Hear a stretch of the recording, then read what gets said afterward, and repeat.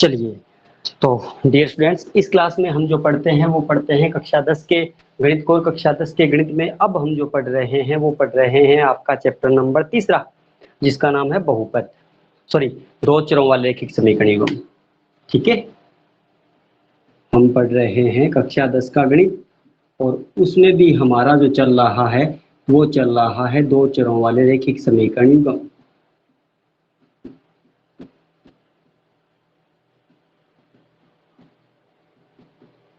जुड़ते जाइए सारे, ताकि हम आज की क्लास को स्टार्ट कर सकें और देखें आज क्या है विशेष और कितना है विशेष। चलिए, दो चरों वाले रैखिक समीकरण युग्म में हम बात करें तो हमने 3.1 अपना कंप्लीट कर लिया था, जिसमें हमें कोई कथन दिया गया था। दिए गए कथन का हमें बीजगणितीय और ग्राफीय दोनों रूप तैयार करने थे, वो हमने कर लिए हैं पीछे की क्लास में। उसके अलावा हमने 3.2 की बात की थी, तो 3.2 में हमें हल क्या करना है वो देखें। तो 3.2 में याद है आपको, जब हमने क्लास स्टार्ट की थी इस चैप्टर के बारे में, जो आपका चैप्टर नंबर 3 है, जब हमने इसकी स्टार्ट की थी तो हमने एक व्यापक रूप पढ़ा था, याद होगा आपको। पहले समीकरण का a1x + b1y + c1 = 0, दूसरे समीकरण का a2x + b2y + c2 = 0। वहां पे मैंने आपको बताया था कि a1 a2 b1 b2 और c1 c2 क्या क्या होते हैं, वो बात आपको याद रखनी है। उसके अलावा आपको क्या याद रखनी है, उसके अलावा 3 कंडीशन भी याद रखनी है। कौन कौन सी है वो जैसे जैसे सवाल में आती जाएगी वो वैसे वैसे मैं आपको बताता चलूंगा। उसके अलावा कल की क्लास में हमने ग्राफ के बारे में थोड़ी बेसिक बातें पढ़ी थी कि ग्राफ क्या होता है, किसे कहते हैं और कैसे बनता है। हेलो विनीत, चलिए शुरू करें। सॉरी बेटा।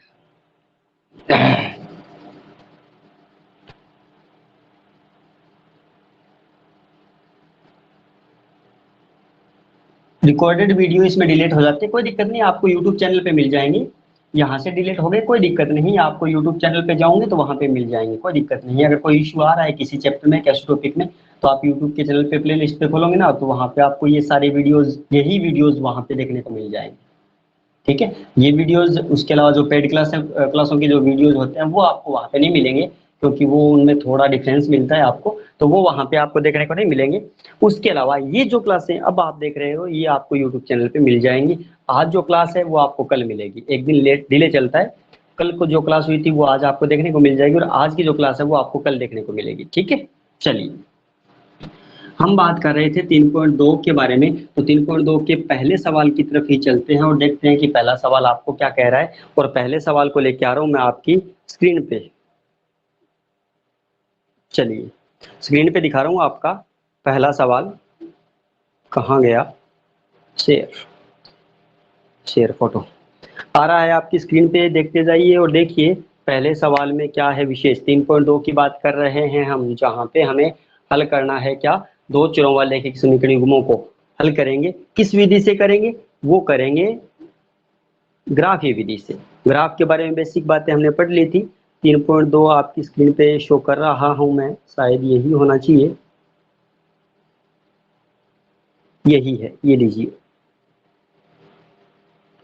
3.2 पहला सवाल आपके सामने आ रहा है। सिर्फ पहला सवाल देखिए आप, बाकी सवालों में A1 A2 के चक्कर में मत पड़िए। A1 A2 जब हम करेंगे तब मैं आपको बता दूंगा।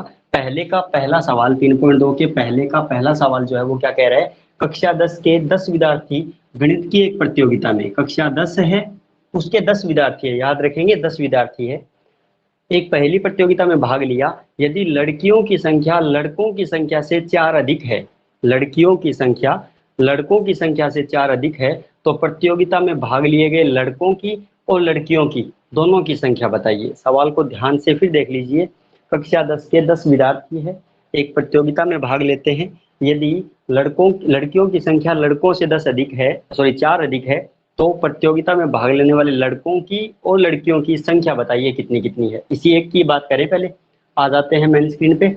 ये लीजिए सवाल आपको याद होगा, नहीं याद तो मैं आपको साथ साथ में बताते चलूंगा। कक्षा 10 के 10 विद्यार्थी है, टोटल बच्चे कितने 10 है, एक कोई प्रतियोगिता में भाग लेते हैं। उसके अलावा इसने एक बात और बोली, यदि लड़कियों की संख्या लड़कों से 4 अधिक है, लड़कियां जो है वो लड़कों से 4 अधिक है, तो प्रतियोगिता में भाग लेने वाले लड़कों की संख्या और लड़कियों की संख्या बताइए कितनी कितनी है, लड़के कितने और लड़कियां कितनी है। अब नहीं तो हमें लड़कों की पता, ना हमें लड़कियों की आप पता, तो हम उन्हें मान के चलेंगे। हम मानेंगे एक को x मान लेंगे और एक को y मान लेंगे। लड़कों का भी नहीं पता और लड़कियों का भी नहीं पता। चलिए हम शुरू कर रहे हैं। पहला सवाल हमने बोल दिया, माना लड़कों की संख्या, लड़कों की संख्या कितनी मान ली, x मान ली, और लड़कियों की संख्या जो थी वो हमने मान ली y। लड़के भी मान लिए और लड़कियों की संख्या भी मान ली। अब आपको पता है अभी हिंदी भाषा का कथन आया है, यहाँ से आपको समीकरणें बनानी पड़ेंगी और समीकरणें बनाने के बाद उसको ग्राफीय विधि से हल करना है। इसने बोला ग्राफीय विधि से हल करना है, तो आपको पता है ग्राफीय विधि से हल करने से पहले आपको ग्राफीय रूप भी बनाना पड़ेगा। ग्राफीय रूप समझते हो, जो सारणियां बनाते हैं ना उनको बोलते हैं ग्राफीय रूप। तो यहाँ पे तो हिंदी भाषा में कथन दिया, तो यहाँ से पहले इसका बीजगणितीय रूप बनाओ, यानी इनकी सारणी समीकरणें बनाओ, और समीकरणें बनाने के बाद जो है हम ग्राफीय रूप की बात करेंगे। तो समीकरण बनाओ, तो समीकरण के लिए इसने जो बातें बोली थी उन बातों को ध्यान से समझो आप। पहली बात इसने बोली कक्षा 10 के 10 विद्यार्थी, विद्यार्थी कितने हैं 10, और विद्यार्थियों में लड़के भी है और लड़कियां भी है, मतलब लड़के और लड़कियां दोनों को मिलाएं तो टोटल बच्चे कितने आते हैं 10 आएंगे। तो ये लीजिए, यहीं से हम अपने दो समीकरण बना लेंगे। तो पहले मैं कह रहा हूँ प्रश्नानुसार, जैसे प्रश्न कह रहा है वैसे। प्रश्न क्या कह रहा है, प्रश्न कह रहा है कक्षा 10 के 10 विद्यार्थी है, यानी लड़के और लड़कियां दोनों को मिलाकर कितने हैं 10 है। उनमें से लड़के x है, ये लीजिए, और लड़कियां y है। मैंने लड़कों को और लड़कियों को दोनों की संख्याओं को मिलाया तो टोटल कितना मिलेगा आपको 10 मिलेगा। ये आपका पहला समीकरण बन करके तैयार है। कक्षा 10 के 10 विद्यार्थी थे, तो लड़कों को और लड़कियों की संख्या को हमने मान लिया। लड़के हमने x माने और लड़कियां हमने y मानी। जरूरी नहीं कि आप लड़कों को ही x मानेंगे, आप लड़कियों को x मान सकते हैं, लड़कों को y मान सकते हैं, यह आप पे डिपेंड करेगा। मानेंगे दोनों को दो चरों में, क्योंकि हम प्रश्नावली जो कर रहे हैं वो तीसरी कर रहे हैं, जो है दो चरों वाले रैखिक समीकरण युग्म। तो उसमें आपको दो चर राशियां माननी पड़ेंगी। लड़कों की संख्या पूछ रहा था, लड़कियों की संख्या पूछ रहा था, एक को हमने x माना, एक को हमने y माना। आगे देखते हैं सवाल क्या बनेगा। पहली कंडीशन आपकी तैयार है। दूसरी बार इसने क्या बोला, दूसरी बार इसने बोला लड़कियों की संख्या लड़कों से 4 अधिक है, लड़कियों की संख्या लड़कों से 4 अधिक है। तो ये तो लड़के थे और ये थी लड़कियां, क्या दोनों बराबर है? नहीं, दोनों बराबर नहीं है, क्योंकि इसने बोला कि लड़कियों की जो संख्या है वो लड़कों से 4 अधिक है, मतलब लड़कियां जो है वो लड़कों से 4 ज्यादा है। तो अगर हमें इन दोनों को बराबर करना पड़ेगा तो या तो 4 लड़के और लेके आने पड़ेंगे या फिर 4 लड़कियां कम करनी पड़ेंगी, कैसे भी कर लो। तो हमने क्या किया, हमने ये बोला कि अगर मान लो 4 लड़के और ले आए, भाई x तो लड़के थे, उसमें अगर हम 4 लड़के और जोड़ दें तो लड़कों की संख्या और लड़कों की संख्या आपस में क्या हो जाएंगी बराबर। इधर लड़के हो गए, इधर लड़कियां हो गई, दोनों की संख्या क्या हो गई बराबर। इसे हम थोड़ा सा सही कर लेंगे तो ये दूसरा समीकरण बन जाएगा, प्लस का y है उधर गया माइनस का y, प्लस का 4 है इधर आया माइनस का 4। ये बन गया आपका समीकरण नंबर दूसरा। इजी था, इतना कोई मुश्किल नहीं था। हाँ एक ही बात है, x प्लस 4 y बराबर x प्लस 4 मान सकते हो, कोई दिक्कत नहीं है विनीत। ये आपका बन गया दूसरा समीकरण। समीकरण तो हमने बना लिए, यानी बीजगणितीय रूप तो आपका तैयार हो गया। अब हम बनाएंगे इसका ग्राफीय रूप। अब ग्राफीय रूप बनाने के लिए आपको पता है क्या करना पड़ेगा, समीकरण नंबर 1 की सारणी बनानी पड़ेगी और समीकरण नंबर 2 की सारणी भी बनानी पड़ेगी। तो अब हम बनाएंगे इसका ग्राफीय रूप। पहले हम बात करें समीकरण 1 से। समीकरण नंबर 1 क्या था, x प्लस वाई बराबर 10 था। हमने क्या किया, हम एक चर राशि को इस साइड में रखेंगे, बाकियों को इस साइड में लेके आएंगे सभी को। तो हमने x को यहीं पे रख लिया, ये लीजिए, प्लस का y था इधर आया माइनस का y हो गया। ठीक है, अब y का मान हम अपने पास से बिठाएंगे, x का मान आता जाएगा। y का बिठाना है क्योंकि y इधर लेके आए, और y के आगे जो संख्या बैठी है वो कितना है 10 है। तो आप y का मान 1 2 3 4 5 6 7 बिठा सकते हो, कोई दिक्कत नहीं है। अगर यहाँ पे 100 होता तो आपको y का मान 10 20 30 40 50 बिठाना पड़ता। अगर यहाँ पे 1000 होता तो आपको y का मान 100 200 300 400 500 बिठाना पड़ता। वो डिपेंड करता है आगे वाली संख्या पे। अगर आगे वाली संख्या बड़ी है तो y का मान भी आपको बड़ा लेना पड़ेगा, अगर आगे वाली संख्या छोटी है तो y का मान आप छोटे से भी काम चला सकते हैं। हमने y का मान बिठाना है तो हमने शुरू कर रहे, ये लीजिए y का मान पहले 1 से शुरू कर देते। तो x बराबर क्या आया 10 माइनस y का मान 1 यानी 9। फिर हम y का मान 2 ले लेते हैं, तो x बराबर क्या मिल गया भैया आपको, x बराबर मिल गया आपको 10 माइनस 2 यानी 8। एक और चाहिए तो y का मान अब की बार 3 ले लिया, तो x बराबर क्या आया 10 माइनस 3 यानी 7। x और y के 3 3 मान आ गए। अब इन तीन तीन मानों की एक सारणी बना लेंगे, जो सारणी बनेगी वो आपका क्या हो जाएगा, ग्राफीय रूप हो जाएगा। ये लीजिए एक्स और वाई के एक मान की एक सारणी बना लेंगे हम। पहले y का मान 1 लिया तो x आया 9, y का मान 2 लिया तो x आया 8, y का मान 3 लिया तो x का मान आया 7। ये बन गया समीकरण नंबर 1 का ग्राफीय रूप। समीकरण नंबर 1 की सारणी हमने बना ली। इसी हिसाब से हम समीकरण नंबर 2 की बात करेंगे, तो ये लीजिए समीकरण 2 से दूसरे समीकरण की बात करें, दूसरा समीकरण x माइनस वाई बराबर -4 था, तो माइनस का y है, इधर लेके आऊंगा प्लस का y हो जाएगा, तो x बराबर -4 प्लस वाई। अब यहाँ से आपको किसका मान बिठाना है, y का मान। आगे कितना है, 4 बैठा है, तो आप 1 2 3 बिठा सकते हैं, कोई दिक्कत नहीं है। यहीं से शुरू कर रहा हूँ, y का मान मैं पहले ले रहा हूँ 1, तो x बराबर क्या आया भाई, -4 प्लस y का मान 1, यानी कितना, -3। फिर y का मान मैं ले रहा हूँ कितना, 2, तो x बराबर क्या आया भाई, -4 प्लस 2, यानी -2। और फिर y का मान ले रहा हूँ मैं 3, तो x बराबर क्या आया भाई, -4 प्लस 3, यानी -1। तीनों मान फिर बना लिए। अब इन तीनों मानों की एक सारणी फिर से तैयार है आपके पास, इसे फिर हम ग्राफ पे लिखेंगे। आज रिफ्लेक्शन काफी ज्यादा आ रहा है ना, थोड़ा इधर उधर होती लाइटें आपको अच्छे से ब्लैक बोर्ड पे शो हो रही है कि कहाँ कहाँ लाइटें ऑन हो रही है।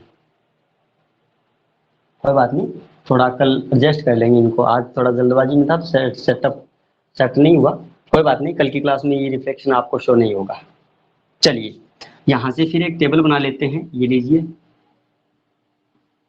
तीन मानों की, पहले y का मान 1 लिया तो x का मान आया -3, y का मान 2 लिया तो x का मान आया -2, फिर y का मान 3 लिया तो x का मान आया -1। ये बन गया समीकरण नंबर 2 का ग्राफ।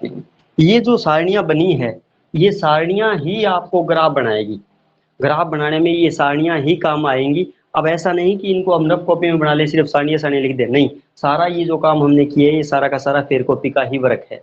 ठीक है, अब इसका हम ग्राफ बनाएंगे, तो ग्राफ बनाने के लिए ये दोनों सारणियां चाहिए, तो मैं ब्लैक बोर्ड पे जगह नहीं होने की वजह से ये दो सारणियां रखूंगा, बाकियों को मैं रफ कर रहा हूँ। ठीक है, आपको रफ नहीं करना, आपके पास तो स्पेस होगा तो आप आगे करते जाएंगे। चलिए अब मैं सिर्फ ये सारणियां लिख रहा हूँ और बाकी सब इरेज कर दूंगा। पहली सारणी थी पहले समीकरण की, यहाँ पे लिख लेता हूँ ताकि आगे से हम रफ कर सकें। पहले समीकरण की सारणियां थी 9 1 8 2 और 7 3। ये तो था पहला समीकरण। ठीक है, और दूसरे समीकरण की जो सारणी थी वो ये, फिर यहाँ पे लिख देता हूँ 1 2 3 -3 -2 और -1। ये था आपका दूसरा समीकरण। पहले और दूसरे समीकरण की हमने सारणियां लिख ली, अब इसका बनाएंगे ग्राफ। तो ये लीजिए ग्राफ, ग्राफ पेपर पे बनेगा, तो एक निर्देश एक्स खींचेंगे सबसे पहले। ये लीजिए यहाँ पे एक्स आएगा, ये एक्स डैश है, ये आपका वाई है और ये वाई आपका वाई डैश है। ये आपका मूल बिंदु हो गया। मूल बिंदु से एक्स की ओर चलेंगे तो सारे मान प्लस के आएंगे, ये बात हमने कल पढ़ी थी। एक्स डैश की ओर चलेंगे तो सारे मान माइनस के आएंगे। वाई की तरफ चलेंगे तो सारे मान प्लस के आएंगे। वाई डैश की ओर जाएंगे तो सारे मान माइनस के आएंगे। ठीक है, ग्राफ बनाने के बाद आपको लेना होता है पैमाना।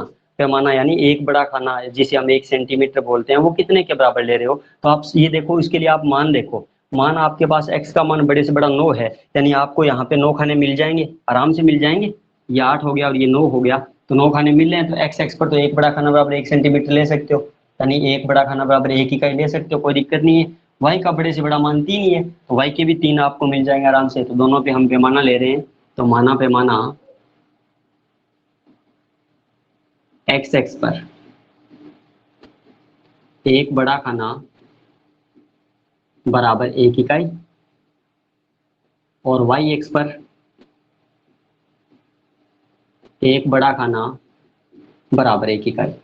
ये पैमाना कंपलसरी होता है, इसके भी नंबर होते हैं, चाहे वो 1/4 नंबर हो, चाहे 1/2 हो, कैसे भी हो इनके भी नंबर मिलते हैं, तो इस बात का भी थोड़ा ध्यान रखेंगे। ठीक है, अब हम पहले जो सारणी बनाई थी पहले समीकरण की, उस सारणी को ग्राफ पे कैसे शो करेंगे। ये देखिए, पहला मान 9 और 1 है। पहला मान x का 9 है, y का मान 1 है, दोनों मान प्लस के हैं। अब ये बात हमने कल पढ़ी थी कि अगर दोनों मान x और y के दोनों मान प्लस के हैं तो वो किस चतुर्थांश में आते हैं, बताइए जरा कमेंट करके मेरे को। एक्स और वाई दोनों मान अगर प्लस के हैं तो वो किस चतुर्थांश में आते हैं? एक्स और वाई दोनों मान अगर प्लस के हैं तो वो किस चतुर्थांश में आते हैं? बता दीजिए आप मेरे को। एक्स और वाई दोनों मान अगर प्लस के हैं तो वो किस चतुर्थांश में आते हैं?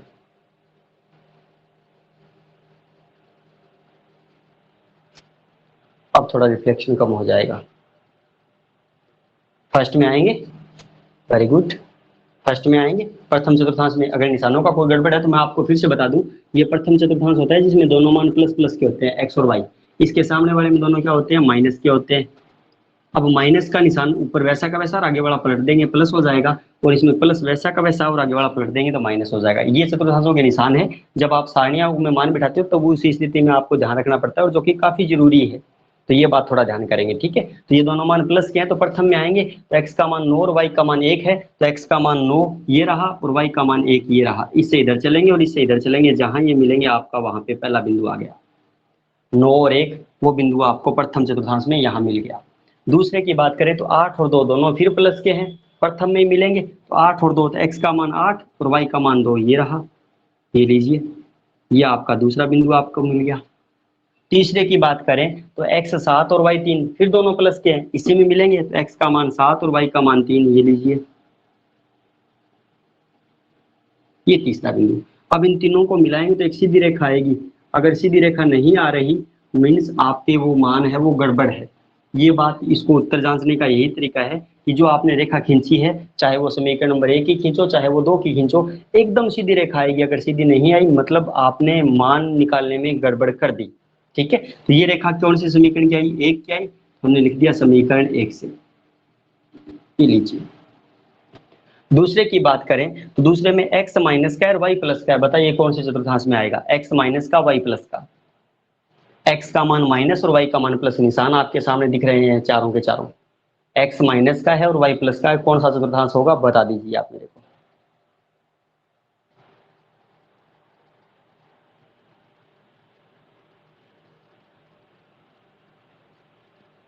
दूसरा आएगा, शाबाश। ये दूसरा चतुर्थांश है, इसमें आएगा तो x का मान -3 ये रहा, y का मान 1 ये रहा, इससे इधर और इससे इधर। ये आपका पहला बिंदु। फिर -2 और +2, तो x का मान -2 और +2 ये रहा, ये दूसरा बिंदु। फिर -1 और 3, तो -1 और 3 ये रहा तीसरा बिंदु, लगभग यहाँ पे। ये लीजिए, ठीक है। तो अब इनको फिर मिलाएंगे, फिर एक सीधी रेखा आई। अब समीकरण नंबर 1 और 2 की तो आपकी सीधी रेखा मिल गई, कोई दिक्कत नहीं है, ये हो गया समीकरण 2 से। लेकिन आपको तो x और y का मान चाहिए, तो जहां पे ये दोनों रेखाएं काटेंगी वहां पे आपको किसका मान मिलेगा? x का मान और y का मान मिलेगा। जहां पे ये दोनों रेखाएं काटेंगी वहां पे आपको x और y का मान मिलने वाला है। तो अब इनको आगे बढ़ाओ ताकि जहां ये रेखाएं काटे वहां पे आपको मान मिले। तो अब इनको आगे बढ़ाएंगे तो ये रेखा देखो जरा कैसे काटेगी। ये रेखा ऐसे जा रही है और यहाँ पे काट रही है, इधर ये रेखा ऐसे जाएगी। ग्राफ पे थोड़ा सा गड़बड़ हो जाता है काटने में, तो वो थोड़ा ध्यान करेंगे। तो यहाँ पे तो x का मान तो आ रहा है 4, x का मान जो है वो आ रहा है 4। x का मान 4 आ सकता है क्या? थोड़ी सी गड़बड़ है ये रेखा, एक मिनट रुको। ये रेखा थोड़ी सीधी नहीं आई क्योंकि हमारे पास स्केल नहीं है ना, बिना स्केल के बना रहे हैं। तो -3 और 1, सॉरी -3 और 1 ये रहा, -2 और 2 ये रहा, यहाँ पे थोड़ी सी गड़बड़ कर दी, -1 और 3 ये रहा यहाँ पे। ये लाइन है आपकी, ठीक है। इसको हम आगे बढ़ाएंगे तो ये रेखा आपकी ऐसे आ रही है, यहाँ पे काटेगी। ये लीजिए, यहाँ पे नहीं, यहाँ पे काट रही है। अब यहाँ पे काटी दोनों रेखाएं, तो जहाँ पे दोनों रेखाएं काटी वहां से हम x और y के मान ढूंढेंगे। वहां पे दोनों x और y के मान ढूंढेंगे, तो यहाँ से हम x की तरफ चले तो x का मान तो ऐसे आएगा, ये रहा 3 आ रहा है, और y की तरफ चलेंगे तो y की तरफ कितना आ रहा है? 7 आ रहा है। तो इसमें x का मान 3 होगा और y का मान जो है वो 7 होगा। x और y क्या मान कर चले थे? x तो मान के चले थे लड़कों की संख्या जो कितनी आएगी 3, और y जो थी वो लड़कियों की संख्या जो कितनी आएगी 7। अब उत्तर तो हमने निकाल दिया, अब अपने उत्तर की जांच करते हैं कि जो निकाला है वो सही है या नहीं। तो दो तरीके हैं। पहले तो इसने बोला था कि लड़के और लड़कियों की संख्या जो है वो 10 है, क्योंकि टोटल विद्यार्थी कितने हैं? 10 है। तो 7 और 3 कितने हो रहे हैं? 10 हो रहे हैं। फिर इसने बोला कि लड़कियां जो है वो लड़कों से 4 अधिक है, लड़कियां जो है वो लड़कों से 4 अधिक है, तो लड़कियां जो है वो 7 है, लड़के जो है वो 3 है, तो अंतर कितने का हो गया, 4 का हो गया, जो कि सही है। तो इस हिसाब से आपको ग्राफी विधि से अपने सवाल जो है वो हल करने पड़ेंगे। अब इसका दूसरा सवाल है, उसका मैं बीजगणितीय रूप बना के देता हूँ आपको, हल आप करेंगे, उत्तर आप मेरे को बताएंगे, ठीक है। दूसरा सवाल मैं आपकी स्क्रीन पे दिखा रहा हूँ, आप उसे देखिए, मैं आपको उसका बीजगणितीय रूप बना के दे देता हूँ कि उसका बीजगणितीय रूप यानी उसकी जो सारणियां है वो कैसे बनेंगी, हल आपको करना है और हल करके आपको बताना है कि इसका हल जो है वो कैसे आने वाला है, ठीक है। चलिए, ये आ रहा है आपकी स्क्रीन पे दूसरा सवाल। देखिए सवाल को क्या कह रहे हैं, पहले का ही दूसरा सवाल है, ये लीजिए। 5 पेंसिल और 7 कलमों का कुल मूल्य 50 रुपए है। 5 पेंसिल और 7 कलमों का मूल्य जो है वो 50 रुपए है। पेंसिल का और कलमों का जिक्र किया, ठीक है। अब दो चीजों का जिक्र किया तो हम दोनों को मान के चलेंगे, है ना। तो पेंसिल और कलम का जिक्र किया तो उन दोनों को हम मान के चलेंगे, लेकिन पहले सवाल पढ़ लो क्या कह रहे हैं। 5 तो पेंसिल है और 7 जो है वो कलम है, उनका मूल्य जो है वो कितना है, 50 रुपए है। जबकि 7 पेंसिल और 5 कलमों का जो मूल्य है वो कितना है, 46 रुपए है। तो एक पेंसिल का और एक कलम का मूल्य बताइए कितना होगा, एक पेंसिल का और एक कलम का मूल्य बताइए कितना होगा। चलिए वापिस वही काम शुरू करेंगे, तो हमें नहीं पता कितना होगा, चलते हैं मान के चलेंगे। तो माना एक पेंसिल का मूल्य कितना मान लिया, x रुपए, और एक कलम का मूल्य कितना मान लिया, y रुपए। ऐसा सवाल हमने 3.1 में किया था, बीजगणित के रूप हमने बनाने सीखे थे।